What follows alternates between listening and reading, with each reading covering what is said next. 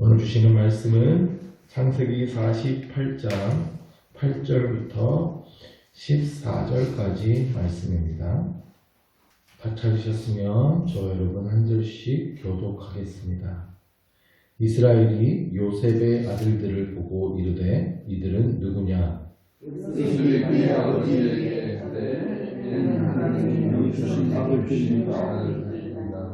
아버지가 이르되 그들을 보고 내 앞으로 나아가라. 내가 그들에게 축복하리라. 이스라엘의 눈이 나이로 말미암아 어두워서 보지 못하더라. 요셉이 두 아들을 이끌어 아버지 앞으로 나아가니 이스라엘이 그들에게 입 맞추고 그들을 안고 요셉에게 이르되 내가 내 얼굴을 보리라고는 생각하지 못하였더니 하나님이 이에게 내 자손까지도 보게 하셨도다. 요셉이 아버지의 무릎 사이에서 두 아들을 물러가게 하고 땅에 엎드려 절하고 오른손으로는 에브라임을 이스라엘의 왼손을 하게 하고 왼손으로 므낫세를 이스라엘로 전하게 하여 이끌어 그에게 나가게. 다 같이 이스라엘이 오른손을 펴서 차남 에브라임의 머리에 얹고 왼손을 펴서 므낫세의 머리에 얹으니 므낫세는 장자라도 팔을 엇바꾸어 얹었더라. 아멘. 이제 야곱이 병들어서 죽을 날이 가까웠고 그래서 요셉은 두 아들을 데리고 아버지를 찾아뵙습니다. 야곱은 하나님께 받은 약속을 그 요셉 그리고 그 아들 므낫세 에브라임에게 다시 한번 기억하게 하죠. 그리고 요셉의 두 아들 에브라임과 므낫세를 자신의 아들로 받아들였습니다. 그리고 8절에서 보니까 이렇게 말합니다. 이스라엘이 요셉의 아들들을 보고 이르되 이들은 누구냐? 이게 무슨 뚱딴지 같은 소리인가 싶죠. 요셉의 두 아들 에브라임과 므낫세를 자신의 아들로 받아들이겠다 해놓고 또 지금은 마치 처음 보는 것처럼 말합니다. 그래서 야곱이 늙어서 정신이 왔다 갔다 하는 것이다 뭐 이렇게 보이기도 하는데요. 그렇지 않습니다. 야곱의 8절의 이 말에 대한 두 가지 견해가 있습니다. 첫째는 실제로 야곱의 눈이 어두워서 그럴 것이다. 상당히 일리가 있습니다. 지금처럼 돋보기 안경이 있는 시대도 아니고 무슨 시술이 있는 시대도 아니니까 나이가 들면 누군지 분별이 잘 안 될 수 있어요. 이삭이 나이가 들었을 때에 눈이 어두워서 자기 아들을 분별하지 못했죠. 야곱은 어머니 리브가와 그 사실을 이용해서 눈이 어두운 아버지를 속였고 형의 축복을 가로챘습니다. 그런데 이제 야곱 자신도 똑같은 처지가 된 거예요. 지금 에브라임과 므낫세를 축복하려고 하는데 보이지 않으니까 확인을 하는 차원에서 물어본 것이다 라고 하는 겁니다. 또 하나의 견해는 족장들이 후손에게 공식적인 축복을 할 때 식순에 따라서 묻는 형식이라는 거예요. 그리고 법정에서 재판을 할 때도 판결할 때도 이름 다 알아도 피고인의 이름을 먼저 묻잖아요. 그와 같이 아버지가 자식이나 손주를 공식적으로 축복할 때에도 먼저 누구냐고 묻고 누굽니다 하면 내 앞으로 나오라 하고 해서 축복을 하는 것이 순서라는 겁니다. 둘 다 일리가 있는 말들입니다.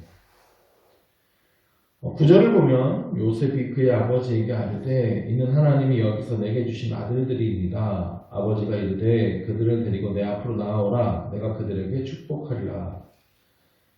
요셉의 이 고백을 가만히 묵상해 보면 참 은혜가 됩니다. 이는 하나님이 여기서 내게 주신 아들들이니이다. 요셉은 이 아들들을 하나님이 주신 아들이다 라고 고백합니다. 이 사람의 언어라는 게요 굉장히 중요합니다. 결정적인 상황에서 무의식적으로 나오는 표현 하나가 그 사람의 마음의 깊은 곳에 있는 중심을 드러낼 때가 참 많습니다. 그 사람이 사용하는 언어가 그 사람의 인격이고 그 사람의 신앙이에요. 이들은 누구냐라고 물었을 때 하나님이 내게 주신 아들입니다. 여러분에게도 누군가 이게 뭐예요? 라고 물었을 때 하나님께서 나에게 주신 것입니다. 요셉이 언제나 그랬던 것처럼 하나님께서 하셨습니다. 우리 입술에서 하나님에 대한 고백이 먼저 나올 수 있게 되기를 바랍니다. 야곱, 즉 이스라엘은 지금 나이로 말미암아 어두워서 보지 못합니다. 요셉은 두 아들을 이스라엘에게 데리고 가는데요. 이스라엘이 그들에게 입맞추고 그들을 안아줍니다. 할아버지가 손주들에게 입을 맞추었어요. 일단 이 장면을 머릿속에 정확하게 그려보기 위해서는 이때 당시에 에브라임과 므낫세의 나이가 아마도 한 20살 이상은 됐을 겁니다. 그러니까 어린 애기한테 아이고 이뻐라 하면서 볼에 뽀뽀해주는 그런 느낌이 아니에요. 물론 할아버지 눈에는 다 큰 손주도 한없이 예쁘고 어린애 같겠지만 일반적으로 당시 이런 상황에서는 아랫사람이 윗사람에게 입맞춤을 하게 되어 있었다고 합니다. 사랑과 존경의 표시로 먼저 아랫사람이 윗사람에게 입맞춤을 하고 그리고 야곱이 이삭에게 축복을 받을 때도 보면 야곱이 이삭에게 입을 맞추거든요. 근데 여기서는 윗사람이 아랫사람에게 입맞춤을 했어요. 거꾸로 됐죠. 그렇게 하면 특별한 의미가 생깁니다. 윗사람이 아랫사람에게 입맞춤을 하면 자신의 축복권을 물려준다. 이런 의미를 갖게 됩니다. 하나님께서는 아브라함에게 너는 복이 될지라고 말씀하셨어요. 땅의 모든 족속이 너로 말미암아 복을 얻을 것이다. 하나님께서는 우리도 복을 얻게 되기를 원하십니다. 즉 하나님께서 여러분에게 복을 주실 때에는 여러분만 잘 먹고 잘 살아라고 복을 주시는 것이 아닙니다. 우리는 하나님의 자녀된 권세를 가진 자로서 하나님의 축복권을 받은 사람들입니다. 우리가 축복하는 자에게 하나님께서 축복하신다 그랬어요. 그러므로 우리는 세상에 대하여 하나님의 축복을 선포하는 자가 되어야 하는 것입니다. 세상에 하나님의 축복을 흘려보내는 축복의 통로가 되어야 하는 것입니다. 11절에서 요셉에게 이르되 내가 내 얼굴을 보리라고는 생각하지 못하였더니 하나님께서 내게 내 자손까지도 보게 하셨도다. 야곱은 요셉의 얼굴을 볼 수 있을 것이라고 생각하지 못했어요.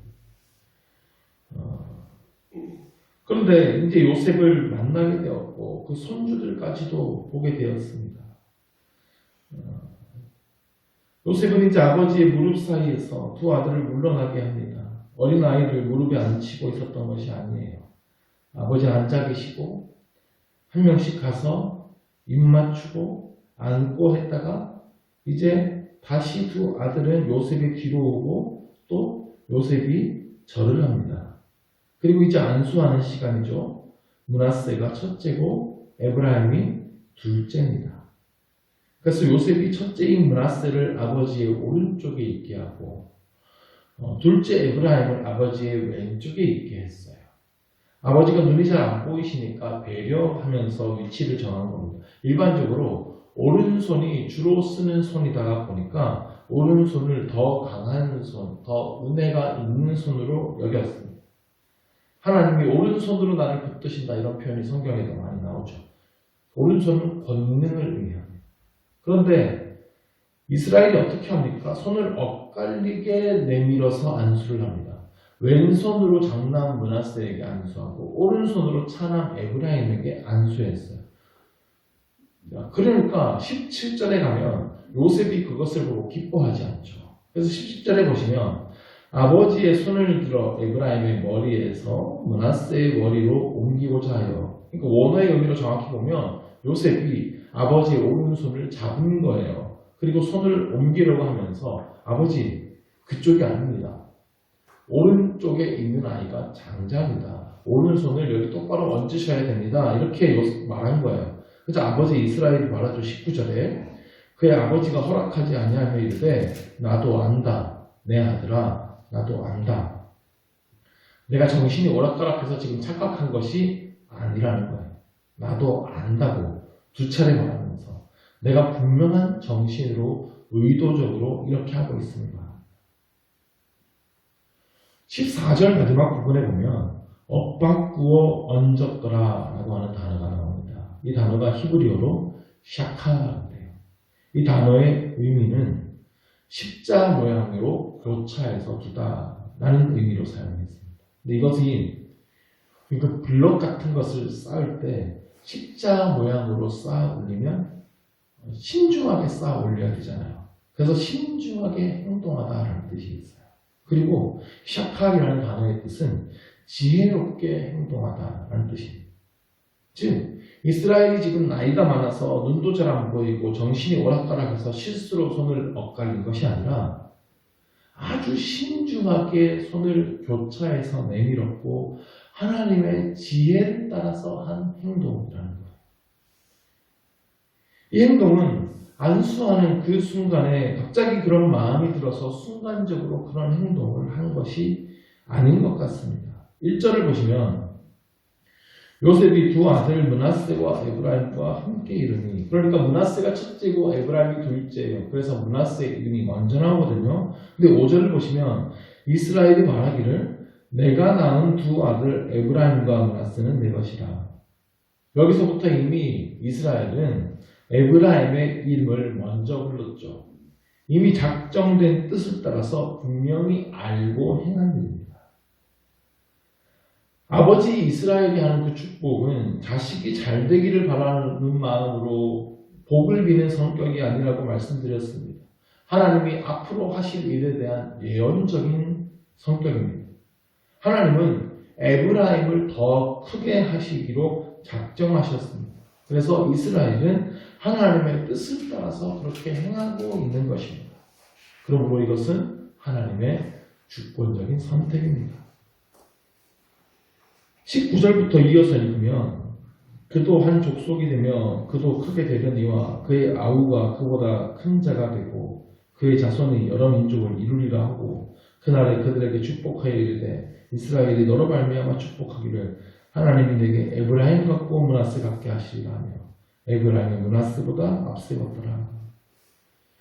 이 말씀대로 에브라임은 므낫세보다 더 큰 지파가 됩니다.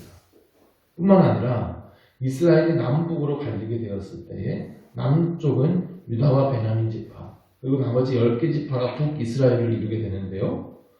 북이스라엘에서 가장 큰 지파가 에브라임이 돼요. 그래서 예언서 같은 곳에 보시면 북이스라엘을 대표하는 말로 에브라임이, 에브라임아, 에브라임이요 이렇게 부르는 구절이 있는 것을 보게 됩니다. 그러면 왜 장남인 므낫세보다 차남인 에브라임을 더 크게 축복하셨을까요? 그 이유는 모릅니다. 이게 전적으로 하나님의 주권입니다. 누군가에게 더 큰 은혜를 베푸시고 더 축복하시는 것은 전적인 하나님의 주권입니다. 피조물인 인간이 값없이 은혜를 받는 자가 하나님께 따질 수 있는 부분이 아닙니다. 중요한 것은 하나님의 복이 인간의 서열을 따라 가지 않는다는 점입니다. 장남을 축복하시기도 하시지만 차남을 축복하시기도 하십니다. 다윗처럼 막내가 선택되기도 합니다. 그러므로 하나님의 복은 누구에게나 열려 있습니다. 우리 하나님은 반전의 하나님이세요. 인간적으로 볼 때에는 복을 받을 가능성이 전혀 없고 세상 사람들이 보기에도 보잘것없어 보이는 인생일지라도 하나님께서 그를 복 주실 수 있습니다. 2류 인생, 3류 인생일지라도 하나님께서 복 주실 수 있습니다. 태어난 배경도 별 볼 일 없고 재산도 학력도 권력도 빽도 줄도 아무것도 없고 요즘 말로 흙수저 물고 태어났어도 하나님께서 복 주시면 그 인생은 바뀌는 것입니다. 아까 엇바꾸어 얹었다라는 단어가 샤칼이라고 말씀드렸는데요. 이것이 십자로 교차하다라는 뜻이라고 했습니다. 십자가의 은혜도 그런 것이죠. 죽음을 생명으로 엇바꾼 것이 십자가의 은혜입니다. 죽음이 부활로 영원한 생명으로 엇바뀌었습니다. 그로 말미암아 죽을 수밖에 없었던 우리의 운명이 영원한 생명을 얻게 되었습니다. 우리에게 있던 저주가 축복으로 바뀌었습니다. 그러므로 우리도 이 은혜를 입은 사람들입니다. 바랄 수 없었던 은혜를 받았어요. 넘치는 복을 받았습니다. 우리의 인생의 모든 것 하나님께서 주신 것입니다. 하나님께서 하셨습니다. 그렇게 고백할 수 있기를 바랍니다. 또한 이 우리의 받은 축복을 세상에 흘려보내는 우리가 되기를 원합니다. 주께서 우리에게 축복의 입맞춤을 허락하여 주셨습니다. 우리도 서로 거룩한 입맞춤으로 문안할 수 있기를 바랍니다. 주님의 사랑과 은혜를 흘려보냅시다. 성도들에게 사랑과 섬김으로 서로를 격려하고 또한 세상을 향하여 예수님의 사랑을 증거함으로 세상을 섬기는 우리의 삶이 될 수 있기를 주임으로 간절히 축원합니다. 기도하겠습니다. 하나님 아버지, 죽을 수밖에 없는 이 죄인을 주의 십자가의 공로로 살려주시고 영원한 생명과 풍성한 복을 누리게 하시니 참 감사드립니다. 한없는 주님의 사랑을 값없이 받았습니다. 이 사랑을 온 세상에 전하는 자가 되기를 원합니다. 우리는 사랑의 빚진 자임을 기억하게 하시고 주님을 섬기는 마음으로 교회와 이웃을 섬기게 하여 주옵소서. 주님의 몸된 교회를 내 몸과 같이 아끼고 사랑하면서 우리 이웃에게 주님의 사랑과 복을 선포하게 하여 주옵소서. 하나님께 받은 놀라운 복을 더욱 널리 흘려보내는 축복의 통로로 우리를 사용하여 주시옵소서. 예수 그리스도 이름으로 기도드립니다.